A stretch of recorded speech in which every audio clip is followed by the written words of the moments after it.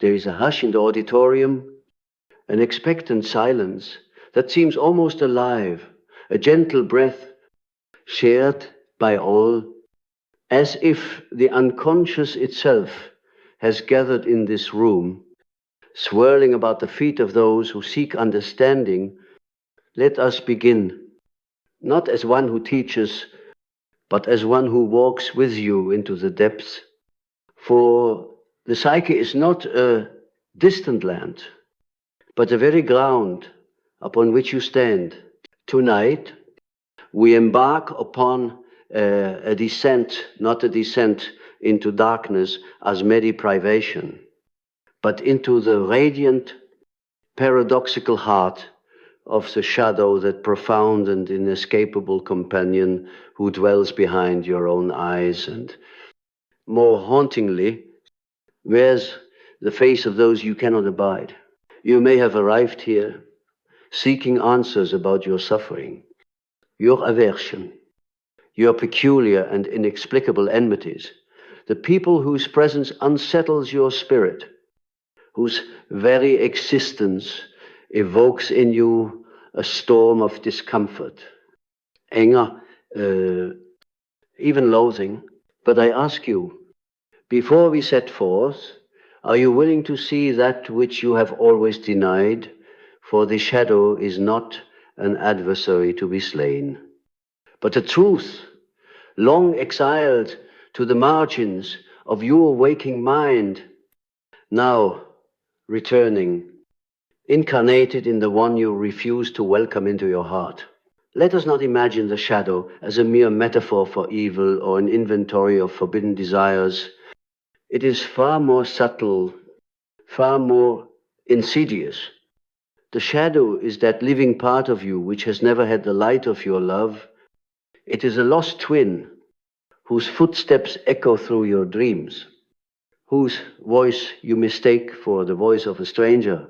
The shadow is not only what you hide, but also what you cannot bear to see in others, what you reject so fiercely in another that you create a personal hell for yourself, populated by enemies whose only crime is to mirror your own unclaimed self.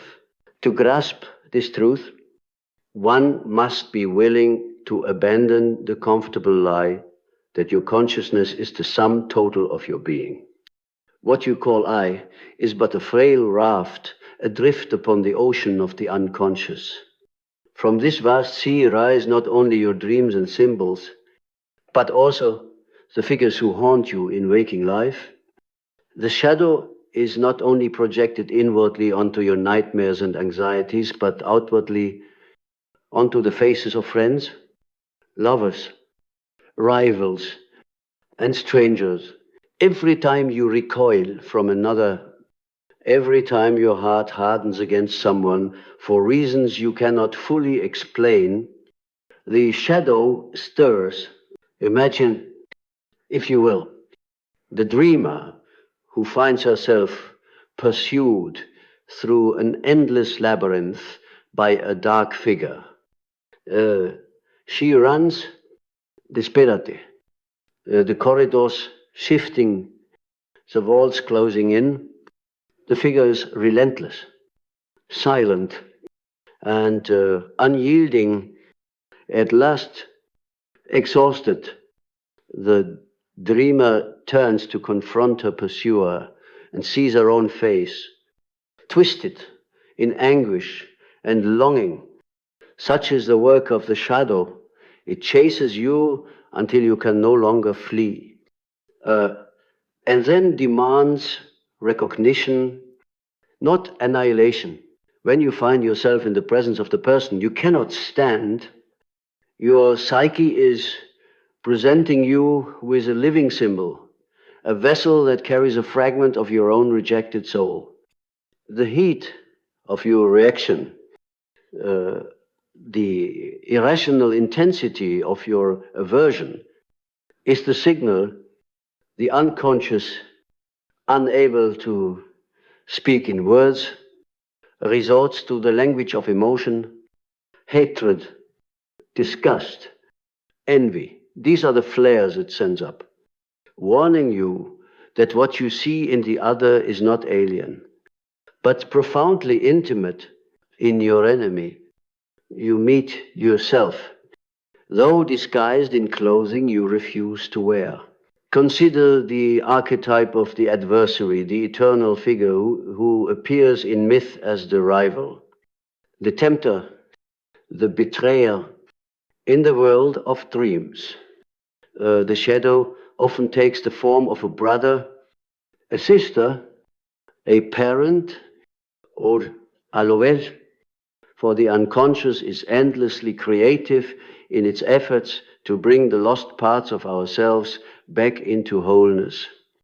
Yet in waking life, this same energy is transferred onto real people who become unwittingly the custodians of our disowned qualities. This is not the product of malice, but of necessity. The psyche seeks balance, and that which is denied must find a way to return. In my own work, I have witnessed this drama play out in countless lives. The woman who despises the arrogance of her colleague, never recognizing the hunger for recognition she has buried beneath her own humility.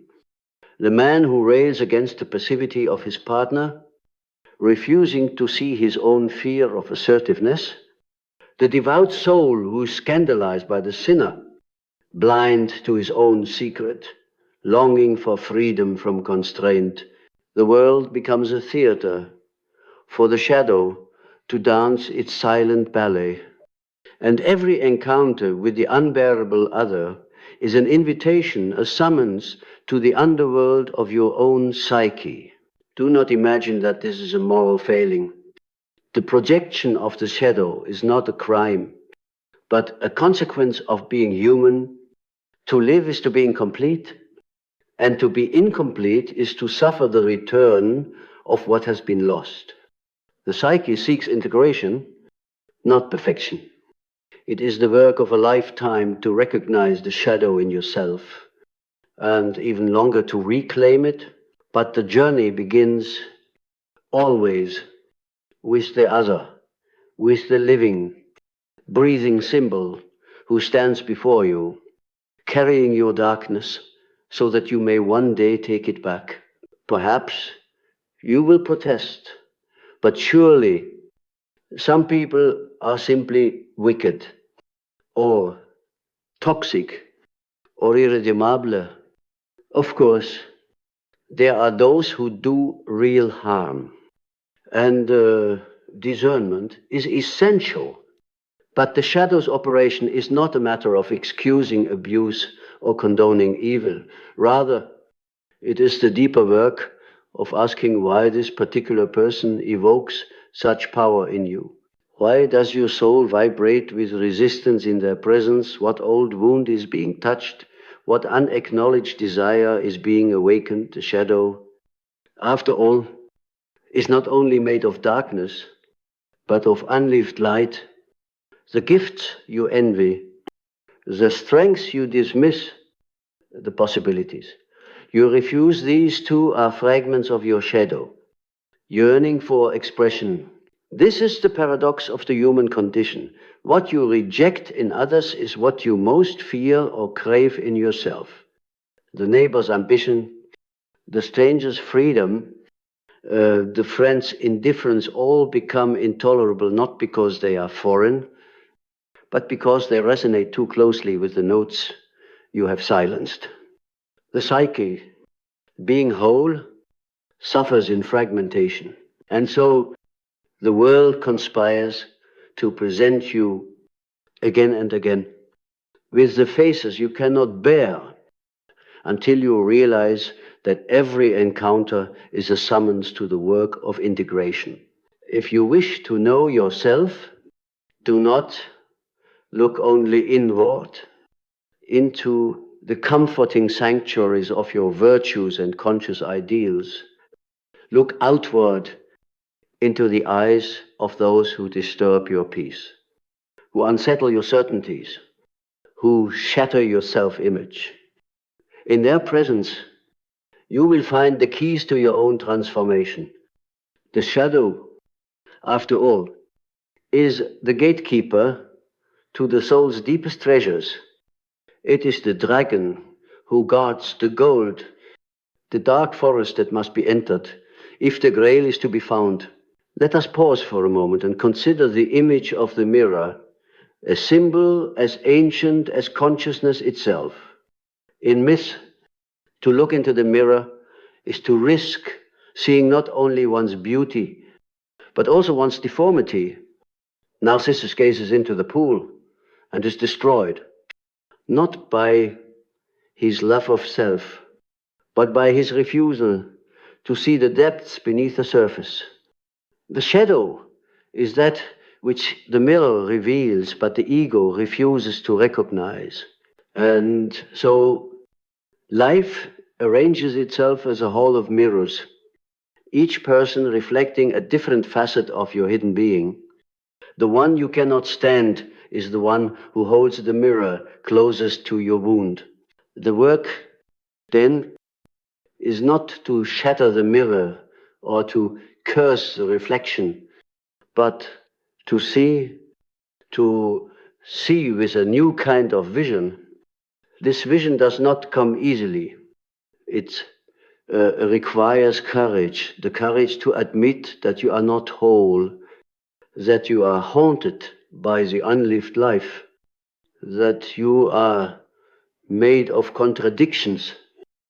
It requires humility, the humility to confess that you are more than you appear, and that your greatest adversaries may be your greatest teachers. Above all, it requires love, affirce, unyielding love that is willing to embrace even the most unsavory parts of yourself.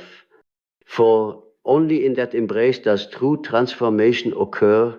It is no accident that the shadow appears at the threshold of every great journey, in myth as in life, before the hero can claim the prize, before the initiate can pass into wisdom. The shadow must be faced, not conquered, not destroyed, but faced, looked upon with steady eyes and a willing heart.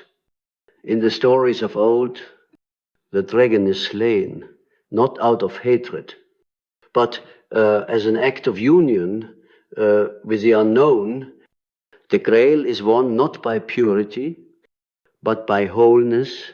The journey to selfhood is not a straight path, but a spiral descent into the labyrinths of the unconscious, where each turn brings you face to face with another aspect of your own shadow.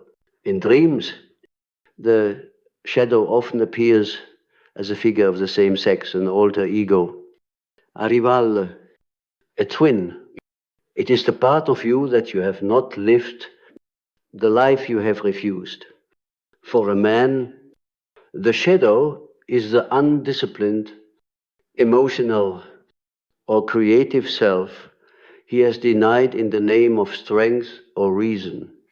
For a woman, the shadow may be the ambitious, assertive, or wild aspect repressed for the sake of harmony. These figures haunt your dreams, disrupt your relationships, and sabotage your best intentions until you invite them to speak, until you recognize them as yourself. There is no shortcut to this work. It cannot be accomplished by willpower or by the recitation of noble intentions. The shadow must be experienced, not analyzed from a distance. It must be felt, suffered, and ultimately integrated. This is why the people who most disturb you are your greatest allies in the work of individuation. They force you to confront the limits of your own acceptance, the boundaries of your own self-knowledge. They carry, often unknowingly, the gold you have buried. I recall a patient, a man of great intellect and compassion, but who could not abide the foolishness of his neighbor. He raged against the man's impulsivity, his lack of discipline, his carefree laughter. It took many years for him to recognize that what he most despised was his own exiled spontaneity, his own forbidden joy. He had become a stranger to the child within, and so life sent him a living symbol, a reminder of what he had lost. Only when he could weep for the part of himself he had buried could he see his neighbor with new eyes, not as an enemy, but as a brother. The shadow is not a concept to be mastered, but a mystery to be lived. Every day offers you a new opportunity to see yourself in another, to welcome the stranger, to reclaim the lost parts of your own being. But be warned, the ego will resist this work with all its might. It will invent stories, mount defense, rationalize your aversion. It will do anything to avoid the shame, the grief, the fear that accompanies the encounter with the shadow. But beneath the terror lies a deeper promise, the promise of wholeness, of a life undivided. We are all haunted by the shadows we refuse to see. They gather in our relationships, our communities, our nations. Wars are fought, families are torn asunder, lives are wasted, not because of evil in the world, but because of the evil we refuse to see in ourselves. The shadow, unclaimed, becomes a collective demon. But if each of us were willing to look, to truly look into the eyes of the person we cannot stand, the world itself would begin to change. The work is personal, but its effects are universal. The peace you make with your own shadow is the peace you offer to the world. And so, as we draw this first breath of our descent together, I invite you to consider who is carrying your shadow, whose presence evokes in you the heat of rejection, the sting of envy, the bitterness of contempt. Can you see in their face the lineaments of your own unlived life? Can you welcome, even for a moment, the possibility that they are your greatest teacher, the gatekeeper at the threshold of your own transformation? Do not turn away. The journey has only just begun. The darkness you fear is not the absence of light, but the presence of a deeper wisdom, waiting to be claimed.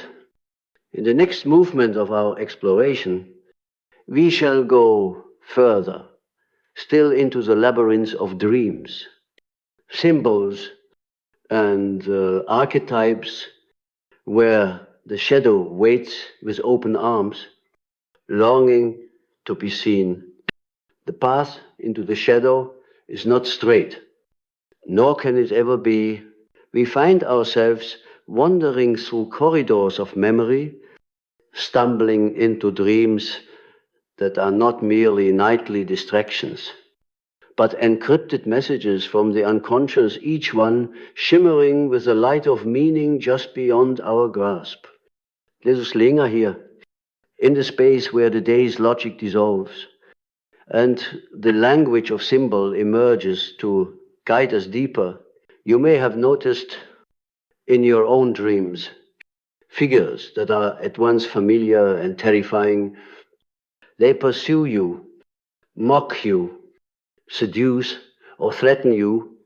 Sometimes you yourself become the villain or the victim, slipping from one mask to another with a fluidity that the waking ego resists. Dreams are not interested in your comfort. They seek your growth. They arrange encounters with the shadow, not out of cruelty, but out of a longing for unity The shadow is the unlived life, the secret twin.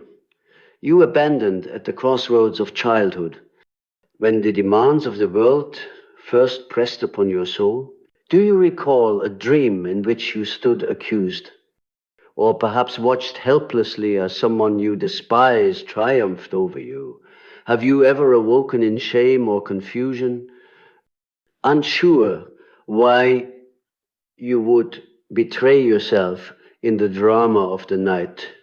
These are not accidents. The psyche, in its infinite wisdom, constructs the dream as a stage upon which the exiled parts of you demand their lines. The person you cannot stand is so often the star of these unconscious dramas. The dream is a rehearsal for the soul's confrontation with what it has long denied.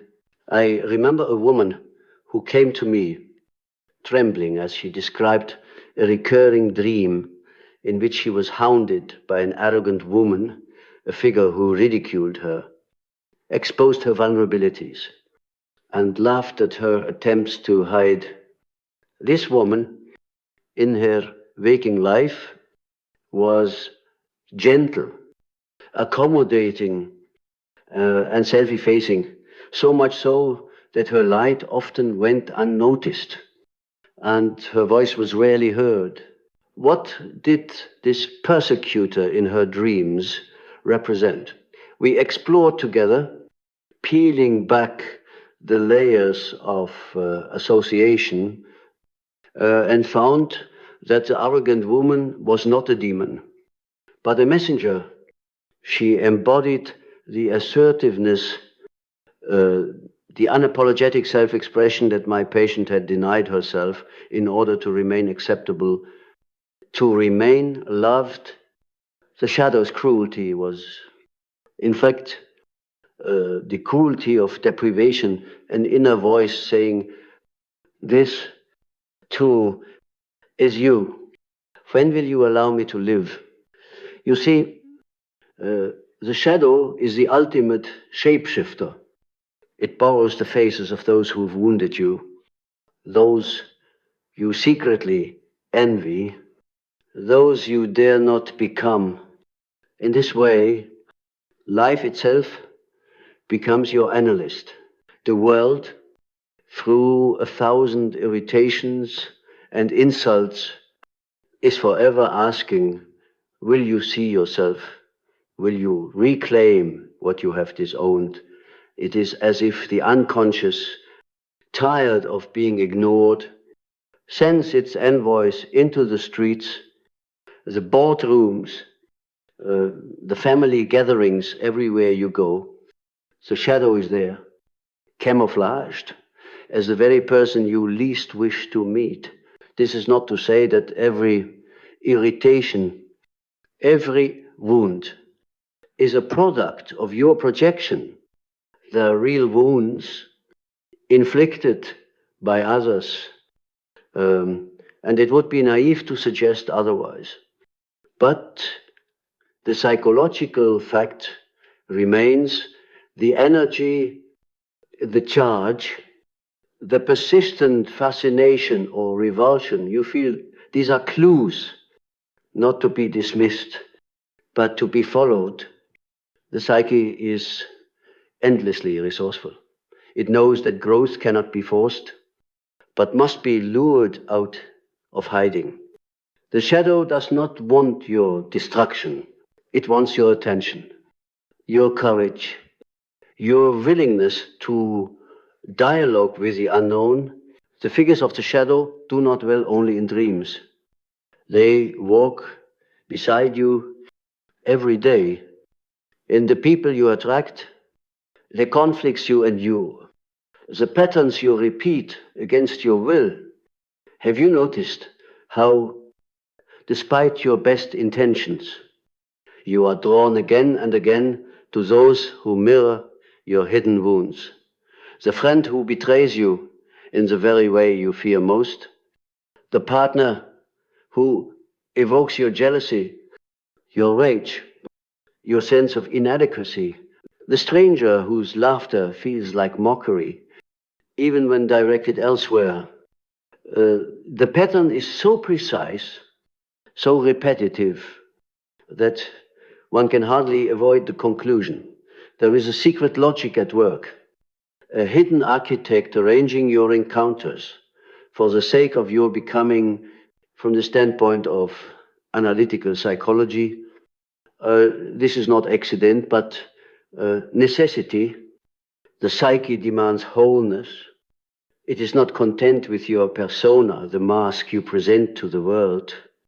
Your conscious ideals, your carefully curated virtues, beneath the persona, the shadow stirs, restless, hungry for inclusion. And when denied, it will make itself known through fate, through what appears to be chance, but is in fact the handwriting of the unconscious.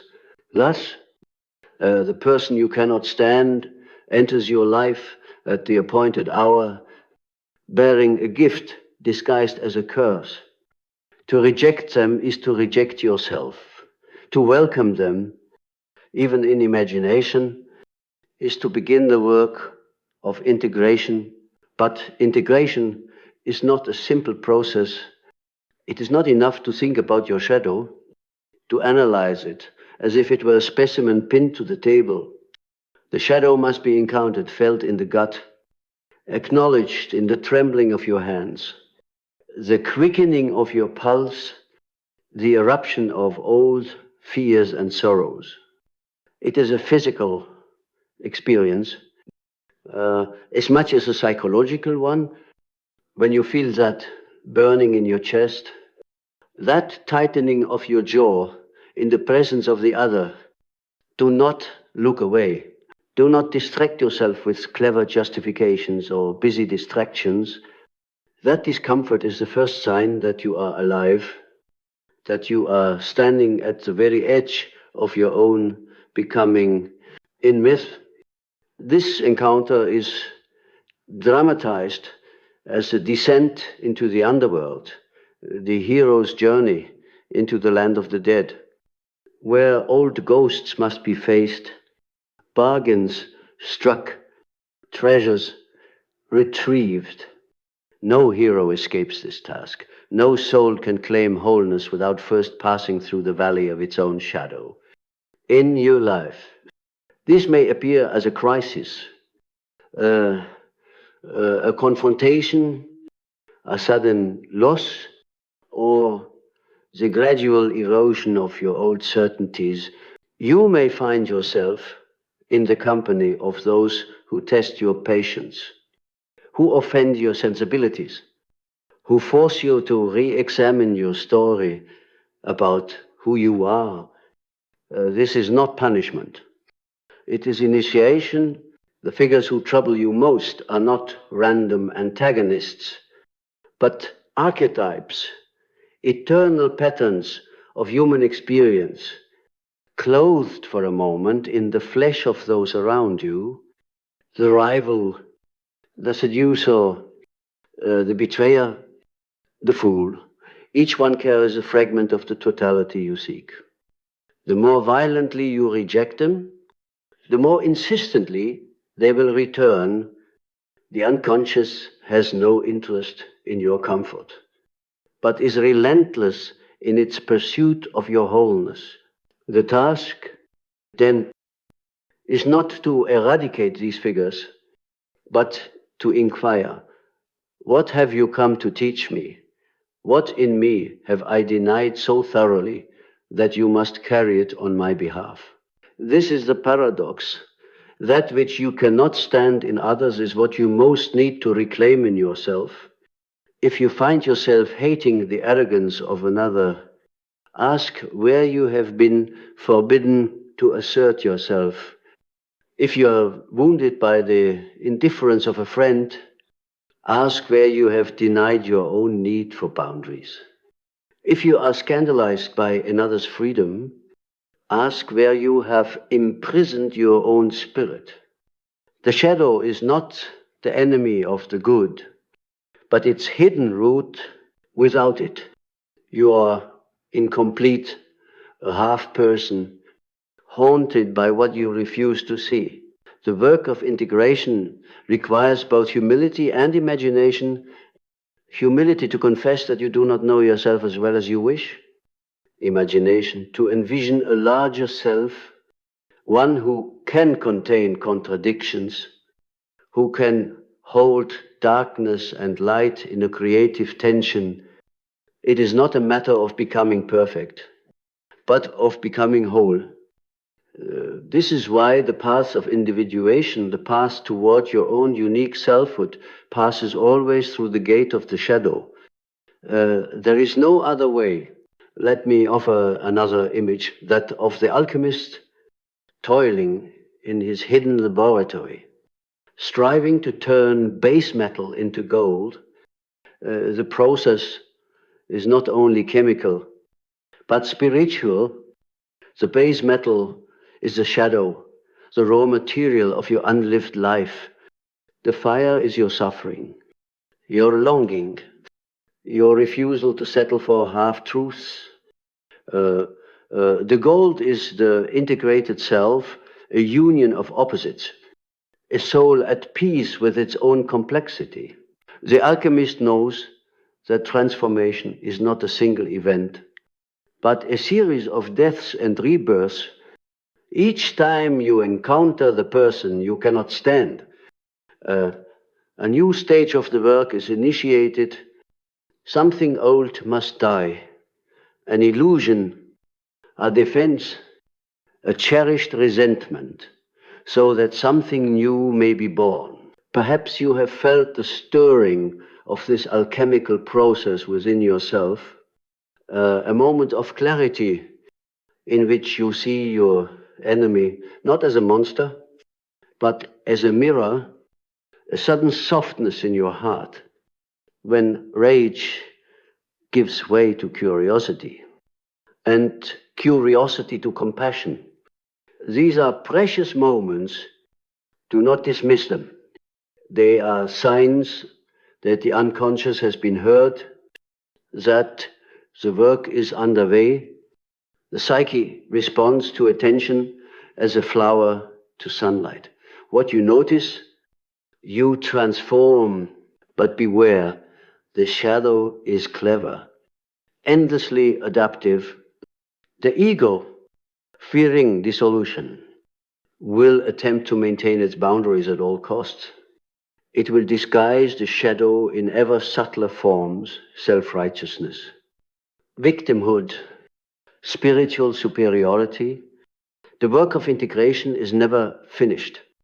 It is a spiral, a dance, or lifelong unfolding.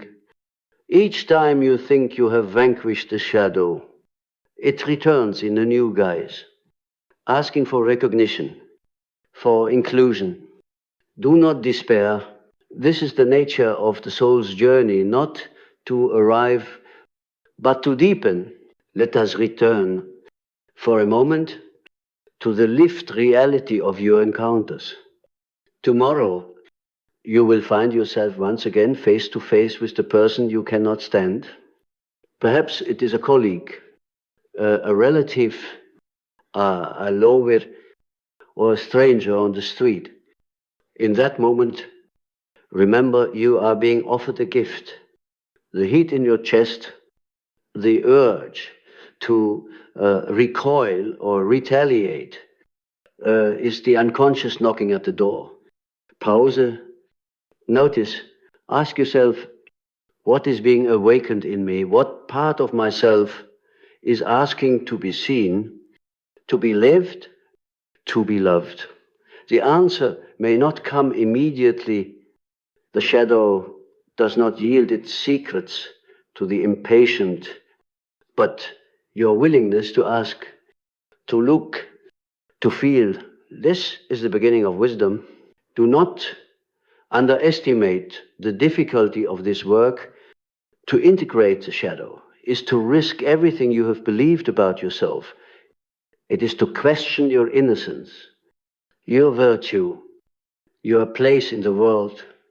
It is to confess that you, to are capable of darkness that you are made of, the very stuff you have most despised. But it is also to discover in that same darkness a wellspring of creativity, vitality, and love. The shadow is not only the repository of evil, but of everything you have not yet dared to become. As we move forward in this exploration, let us carry with us the humility of the beginner, the curiosity of the child, the courage of the hero. The person you cannot stand is not your enemy, but your guide. The world, in all its complexity and contradiction, is your mirror. In the dance of projection and recognition, you are being shaped into something larger than your conscious mind can conceive. This is the work of a lifetime, and it is never finished. But with each encounter, each moment of self-honesty, you move closer to the center of your own soul. The shadow waits for you there, not as a threat, but as a friend you have not yet learned to love. To remain in the labyrinth of the soul is to accept that you will sometimes lose your bearings, that the familiar signposts will disappear, and that you must feel your way by a sense that is deeper than reason, older than language. What compels us to move forward, to follow the thread deeper? Even as the darkness thickens and the air grows heavy with memories we would rather forget, it is the hunger for wholeness, a drive so persistent, so insistent, that it weaves itself into every conflict, every moment of pain, every fleeting glimpse of beauty that leaves us aching for more. There is a rhythm to this journey. The world provokes, the shadow rises, the ego resists, and yet something ancient in you leans forward. Compelled by an instinct you do not control, you find yourself again and again staring into the eyes of someone whose presence disrupts your equilibrium, whose gestures or words awaken in you the heat of judgment or the chill of shame. The temptation is always to look away, to retreat into explanations and justifications, to project the discomfort outward and transform it into certainty about the other's flaws. But beneath this reflex lies the invitation to see not as a judge, but as a witness to the soul's own drama, unfolding in real time. Consider the archetypal image of the doppelganger, the double who appears in dreams and stories as a harbinger of fate or misfortune. In the old tales, to meet one's double is to encounter the possibility of transformation or disaster. The double is the shadow made flesh, the echo of everything you might have been, everything you might yet become, walking towards you from the far end of the road. When you recoil from another person, when their existence seems to threaten your very sense of self, you are standing at the threshold where the double appears, holding out a mirror that is sharper and clearer than any you have known.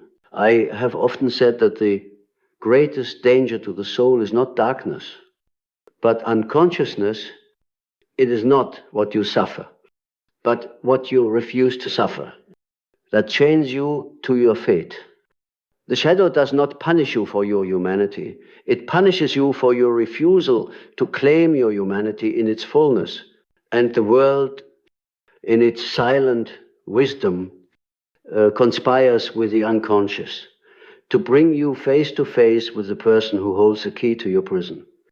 Even if that key comes wrapped in rage, envy, or disgust, imagine for a moment that every encounter is orchestrated for your awakening. The people you admire are easy to embrace. They evoke in you the qualities you have accepted, the virtues you have claimed. But the people you cannot stand, the ones who trigger your defenses and set your nerves on edge, these are the shadow bearers. The ones who have been given the thankless task of reminding you of all that you have not yet loved. They do not come to harm you, though harm may result if you turn away from their message. They come as initiators, as sacred adversaries, as guides into the terrain that is most truly your own. This recognition does not absolve others of responsibility for their actions, nor does it deny the reality of pain or injustice.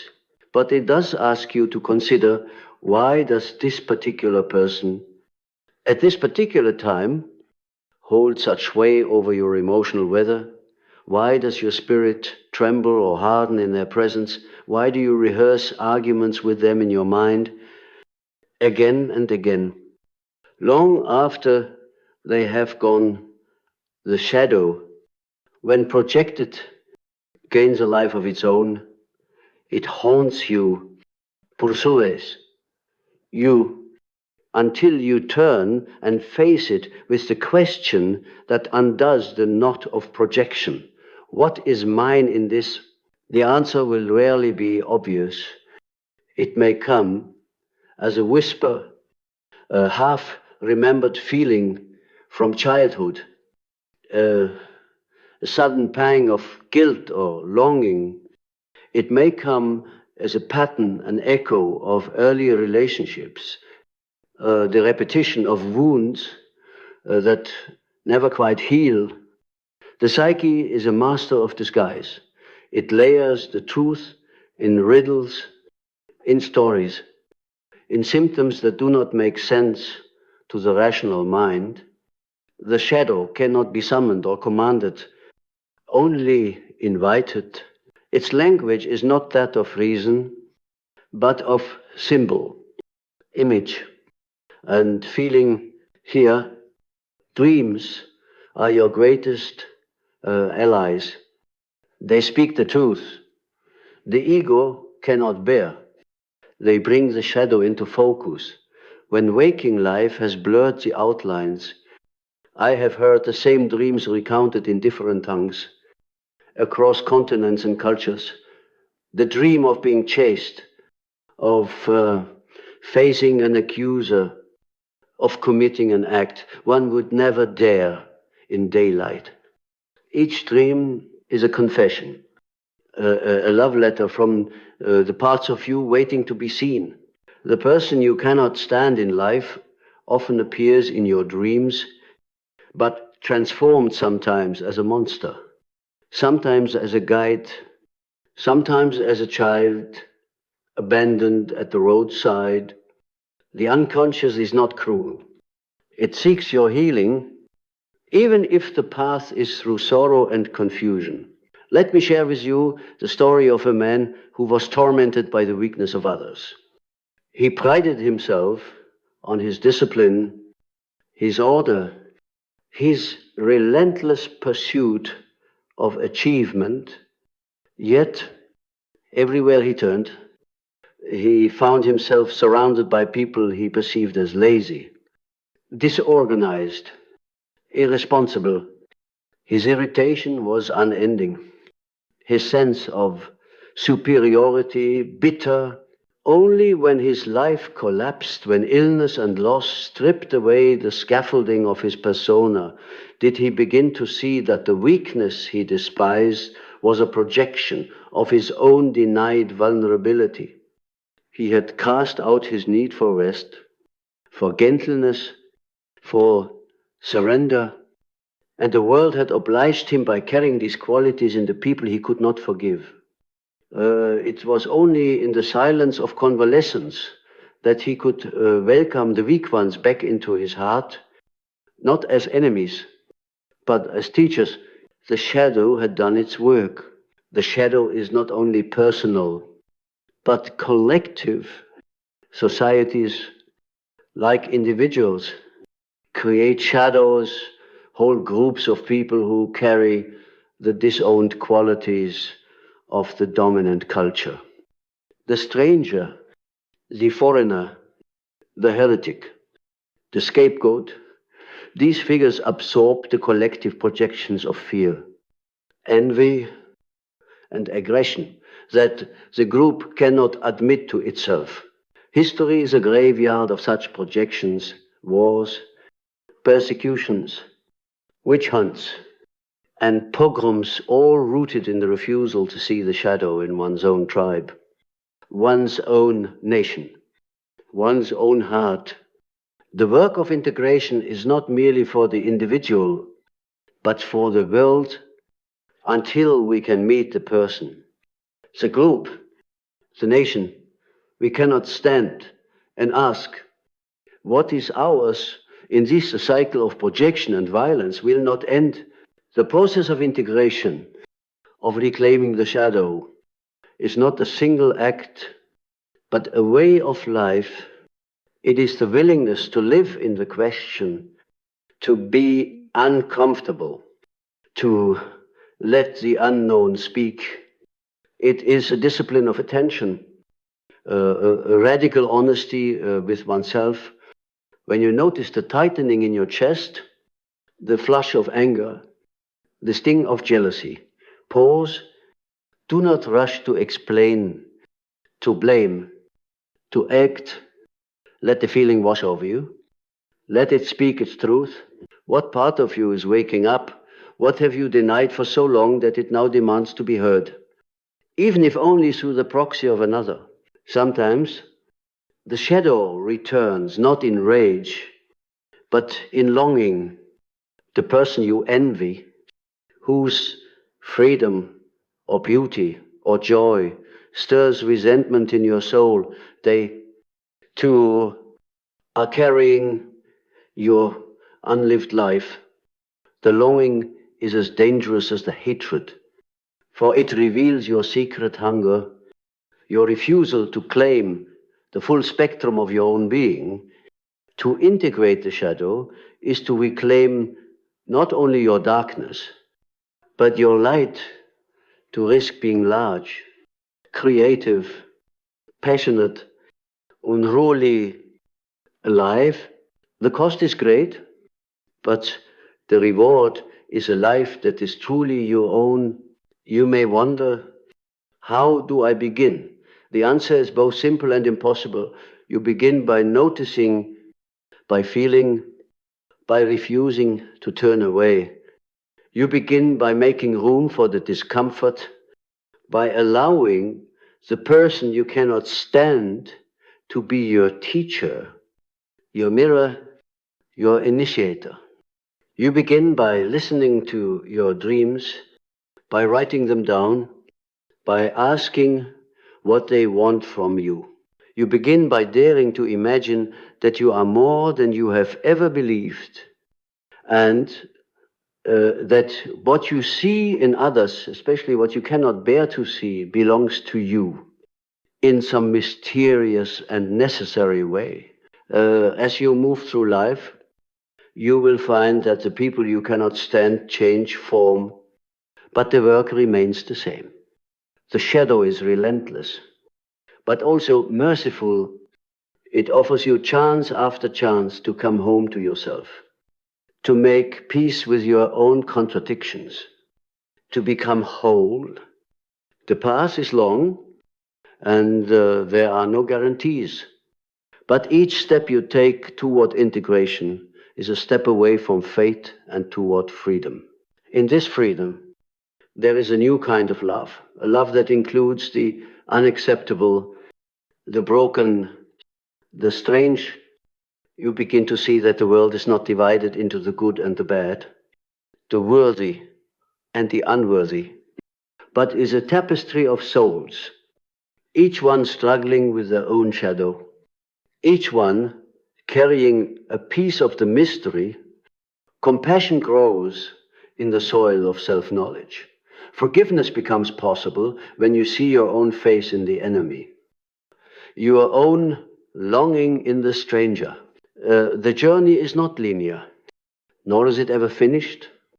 There will be days of clarity and days of confusion, moments of peace and moments of despair.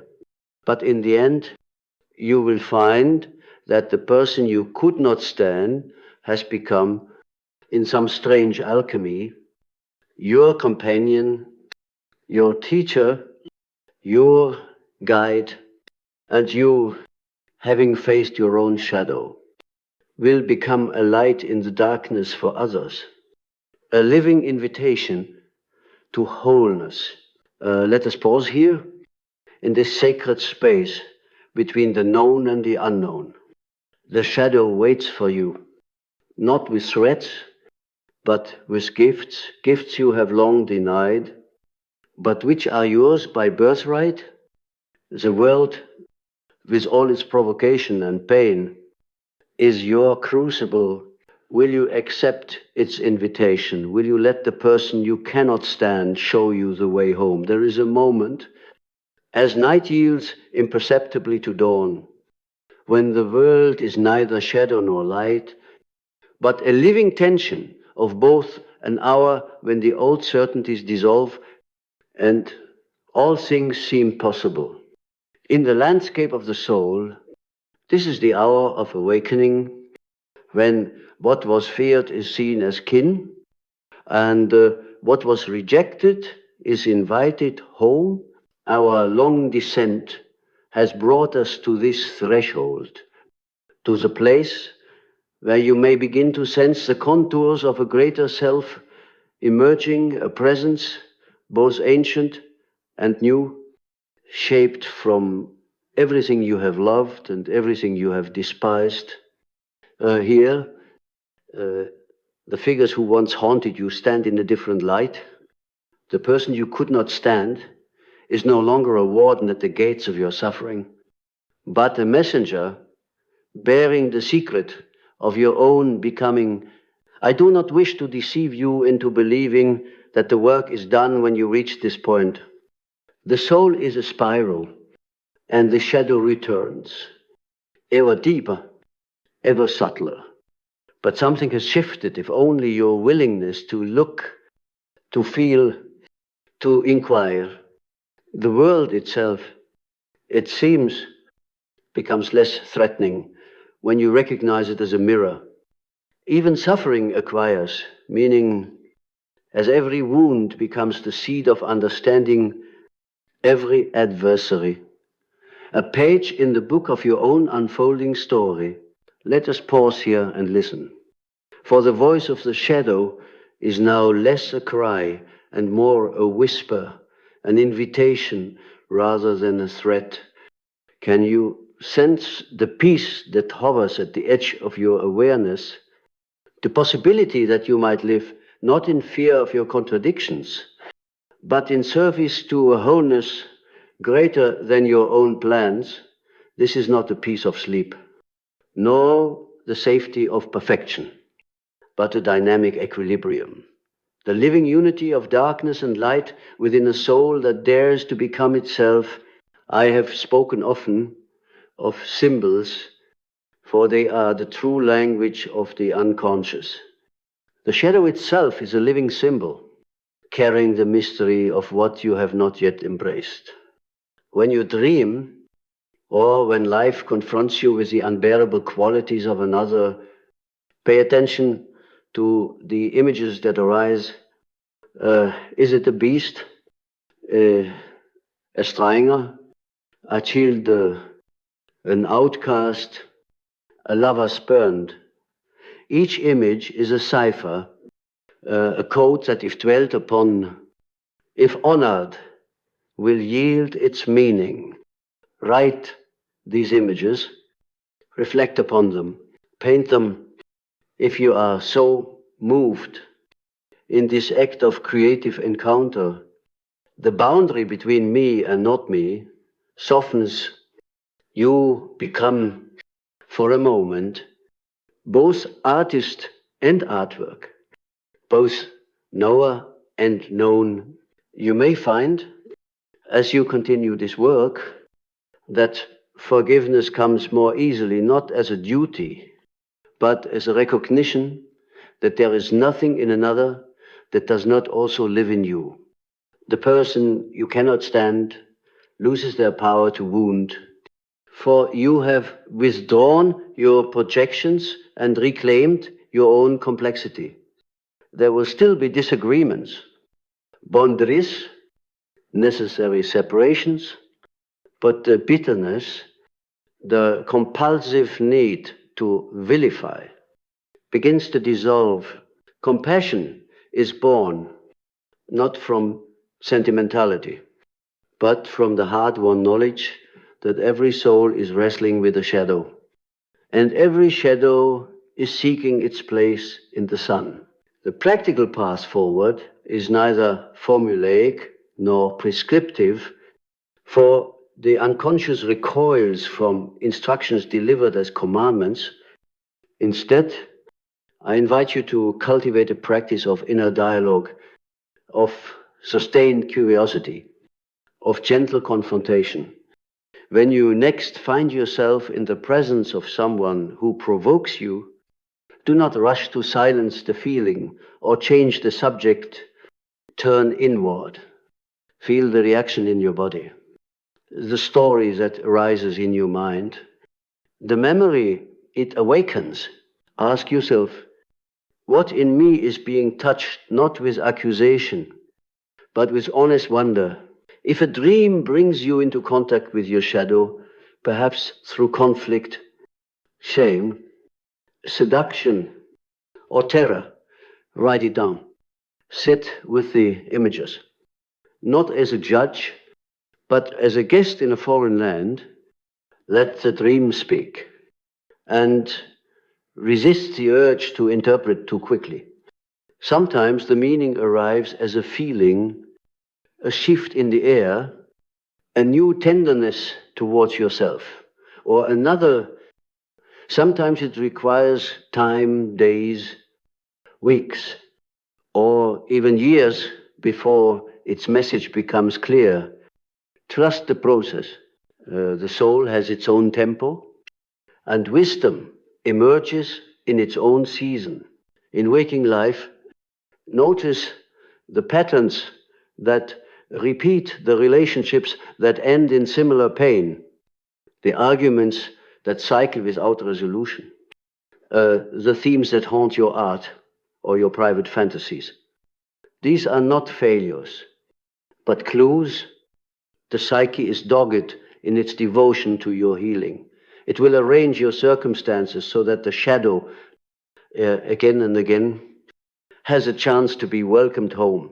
There is a creative energy in the shadow waiting to be liberated. The very traits you most despise may conceal gifts. You need courage disguised as arrogance, freedom masked as irresponsibility, tenderness camouflaged by sentimentality, or power hidden within what you call weakness. The work is to discern the gold within the lead, to refuse the easy temptation of dismissal or contempt.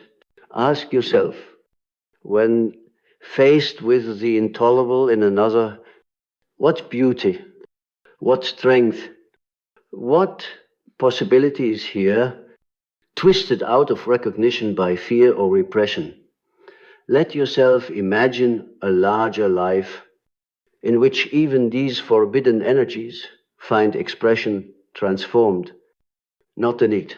Some will ask, but what of evil? What of true malice?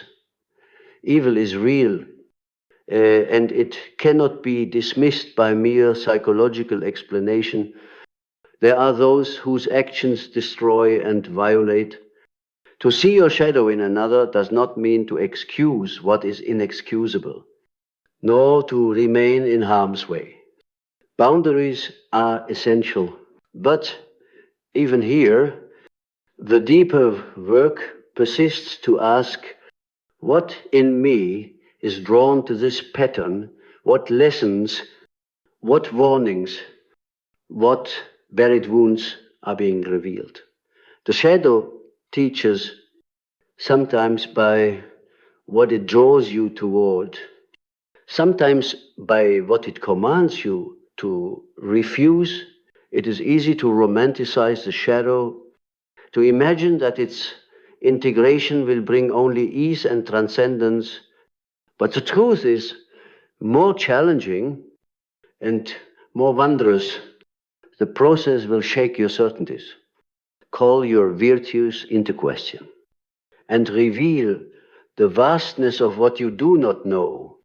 You will meet sorrow, anger, grief, longing, and if you persist, a joy that is not based on superiority or safety, but on the unshakable foundation of having faced yourself and survived. The work of the shadow is ultimately a work of love, the slow, patient, often painful labor of becoming whole. This is not a solitary task. Every relationship is a crucible, every encounter a test. Sometimes the greatest progress is made in a single conversation, a moment of humility, a glance across a crowded room that says, I see you, I see myself in you. Other times, the work is hidden, subterranean, moving in silence for years before a single insight brings the dawn. Let me close this journey with an invitation, not a prescription. As you leave this hall, as you return to your life, its joys, its burdens, its tangled web of relationships, carry with you the knowledge that the world is alive with mirrors, and that each reflection, however distorted or painful, is an opportunity for growth. When you meet the person you cannot stand, pause, feel the discomfort, welcome it as a guide, turn your gaze inward, and let the question linger, what is my shadow asking of me in this moment? What have I yet to love in myself, that I might at last love the world? Let this inquiry become your quiet companion. Write your dreams, paint your fears, dare to imagine that nothing human is foreign to you. If you are brave, share your discoveries, not as confessions to be judged, but as gifts to the human community, as signs that you too have walked through the valley of the shadow and emerged, changed. And if in your moments of solitude you feel lost or afraid, remember the soul is a labyrinth, and to be lost is sometimes the surest way to find yourself. Trust the process. Trust the wisdom of your symptoms, the persistence of your dreams, the teachings of the person you cannot stand. The shadow is not the enemy, but the herald of your own wholeness. Welcome it, not with resignation, but with curiosity, with courage, and at last with love. Go now into your life, not as one who has mastered the darkness, but as one who befriends it again and again. For as long as you draw breath, the journey is never finished. But every step taken in honesty is a step toward the center, where your true self waits patient, whole, and unafraid